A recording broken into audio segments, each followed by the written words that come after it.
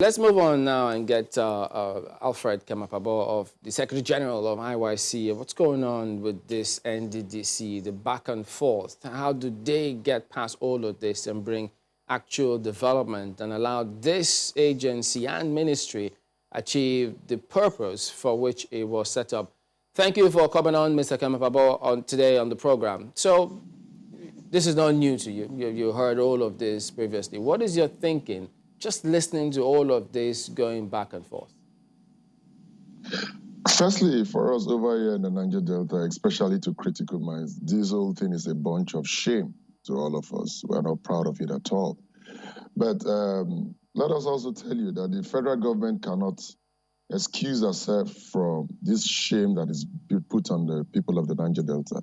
Every time we come on national TV and we come to speak about the need for the development of the Niger Delta, and it now looks like when the opportunity is given to us, this is what we can do. This is just all what we can do. But that's not true.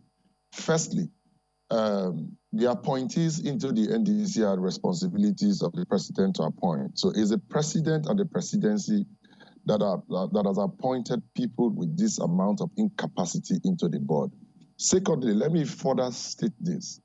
First, the interim management committee that is superintending over the NDDC is not even known to the laws establishing the NDDC. So we need to begin to ask, how did the president and the presidency come about superintending over the NDDC with an interim management board when the laws establishing the NDDC clearly provides for an established board? This whole thing started in this President Buhari's administration, you know, when Wani Bim Seminary was almost a sole administrator in NDDC.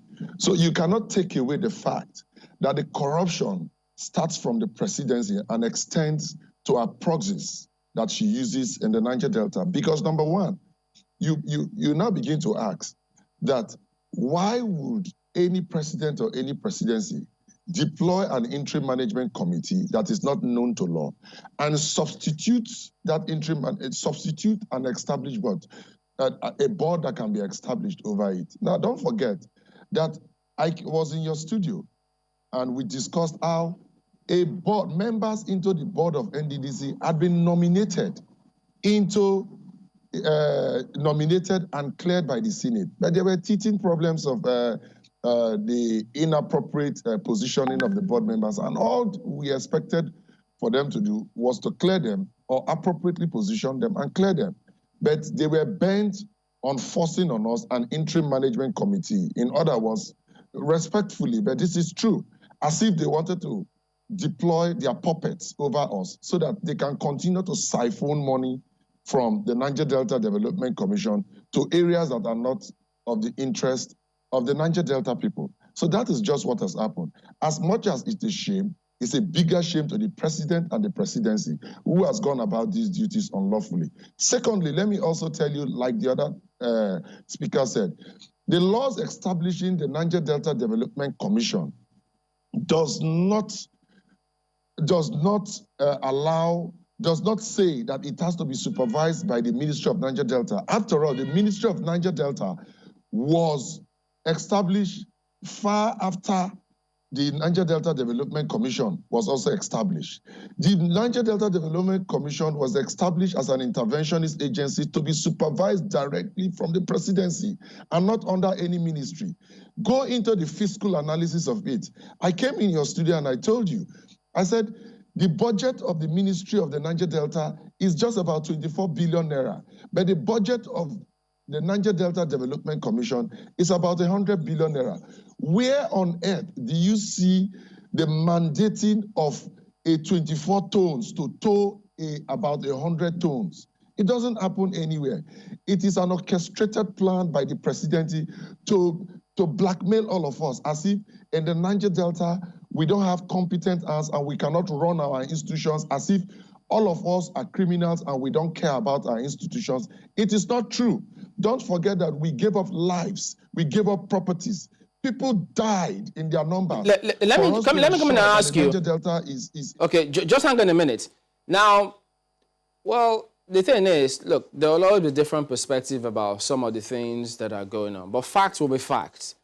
Concerning the forensic audits, I mean, at some point, I heard Mr. Johnson say, no audit is going on, well, some audit is going on. So how should they approach this forensic audit? Because facts that emerge or documents or figures that emerge from there, who knows, can it be controverted? How should we proceed with this forensic audit so that whoever has questions to answer be made to answer those questions? Or we'll unearth them first. Chamberlain, I was in your studio, if you can recall. I told you that there is no forensic audit that will take place in that Niger Delta Development Commission that is local, that will see the light of the day. I had also recommended months back in that your studio that if they really want to take on a forensic audit of the Niger Delta Development Commission, they should contract it to the big five, the KPFGs, the Goldman Sachs, and the others. They should be foreign forensic auditors. I had also told you, not like I'm saying it now, in that your studio, that the forensic audit, if allowed to be supervised from the Ministry of Niger Delta and our proxies and the related people from within us, it will be another round of scam. I told you. So answering that question, I will only go back to what I had said to you in your studio and on Channels Television, that the forensic auditing of the NDDC should be outsourced to a foreign and reputable forensic firm.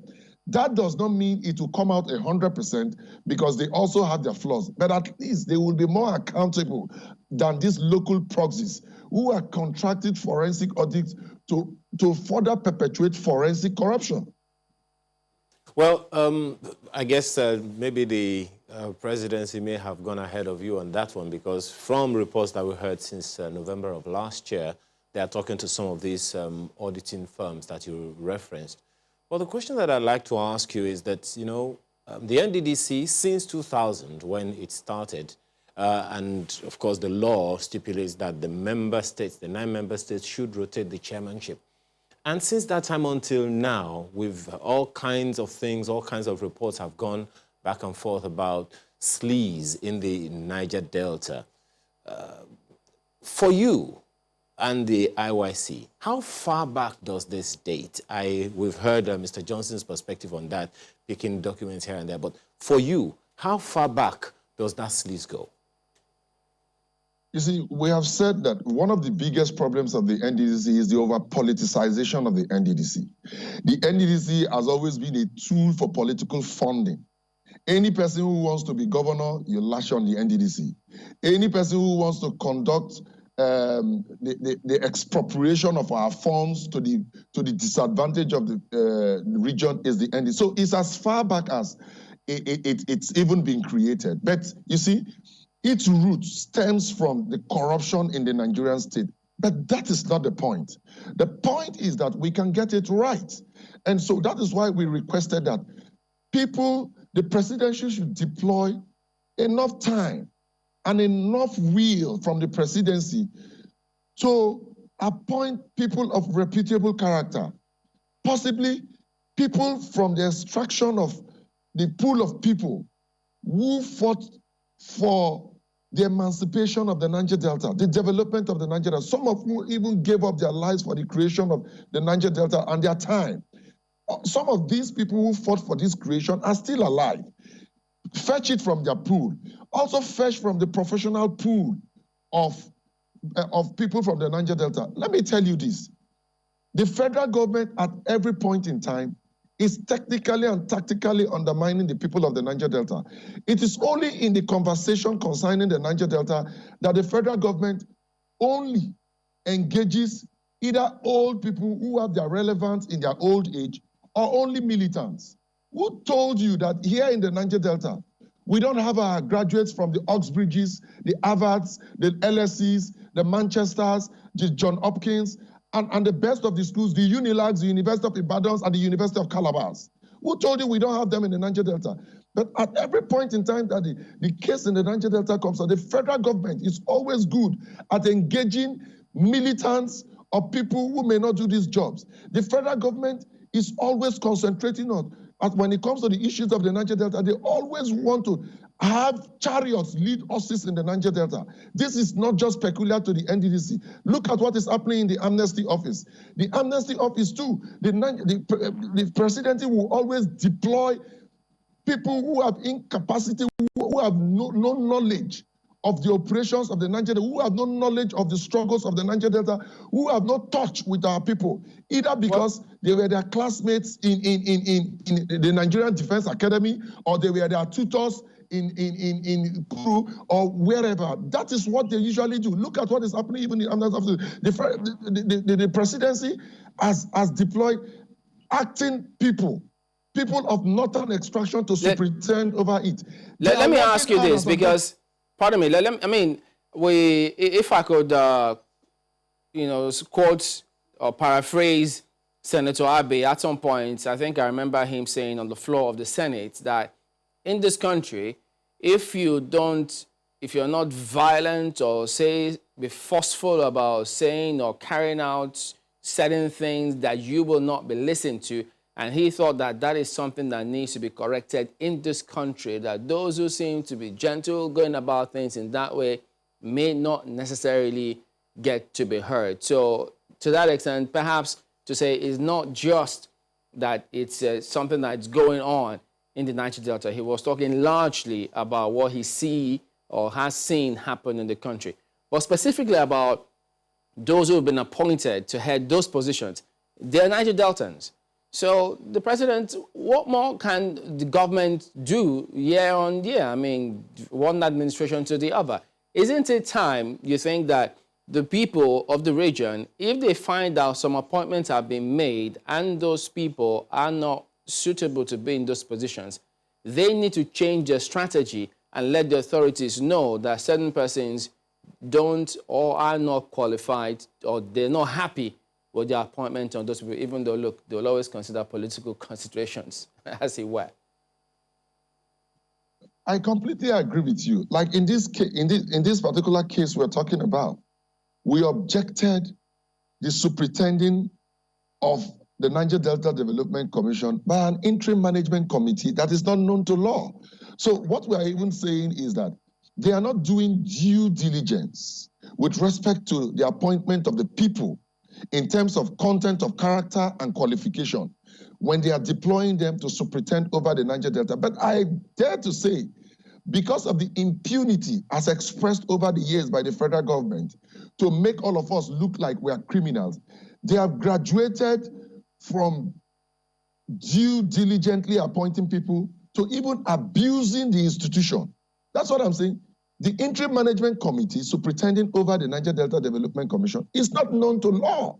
And it is an aberration that you situate it under the Ministry of Niger Delta to supervise. Just one moment, if I can quickly just line up something. Chamberlain asked the question, the people that have been appointed over the years are Niger Deltans. Shouldn't they see it as something that they need to do for themselves, for their region, irrespective of whether or not the president appointed them, whichever president over the years? That is what I'm saying. That the people that have been appointed by the presidency, due diligence was not made. They were appointed most times not to develop the Niger Delta, but as proxies of the presidency. So the president should go back and pick out people based on capacity. Let me ask you a question. Are we having this kind of conversation with respect to the appointment into the Northeast Development Commission? Does it mean that everybody that comes from the Northeast are sent?